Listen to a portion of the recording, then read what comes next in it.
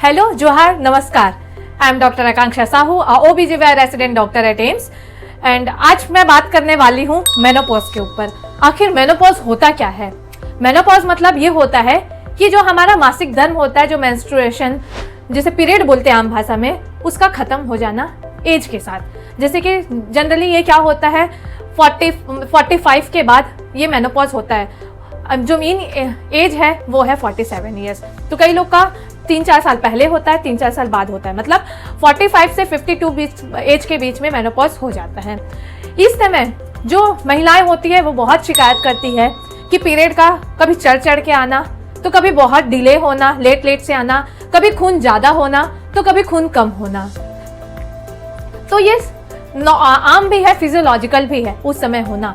लेकिन कब ये फिजियोलॉजिकल गड़बड़ हो जाए, पैथोलॉजिकल हो जाए, वो हमें नहीं पता। तो अगर ऐसा हो रहा है तो कंसल्ट जरूर कराएं, लेकिन ये ऐसा भी प्रॉब्लम हो सकता है।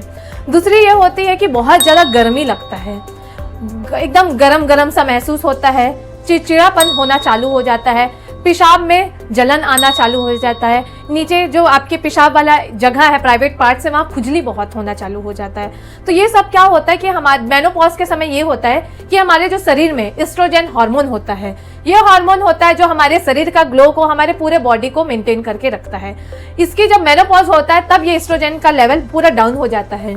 जब डाउन होता है तो इसके कारण होता है हमें ये सब शिकायत होनी चालू हो जाती है। तो इसी के कारण फिर होना, ये सब जो मैं शिकायत आपको बताई हूँ वो सब चालू हो जाता है। तो अगर ये शिकायत आपको ज़्यादा मात्रा में हो रही है, बहुत ही ज़्यादा, कि आपका day to day life hamper हो रहा है, तो आप जरूर डॉक्टर के पास जाए, इसका भी इलाज होता है।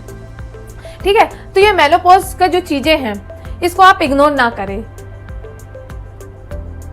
आप देखिए होंगे आसपास अपने मम्मी को कि मम्मी आजकल चिड़चिड़ ज़्यादा कर रही है, मम्मी को गर्मी बहुत लग रहा है।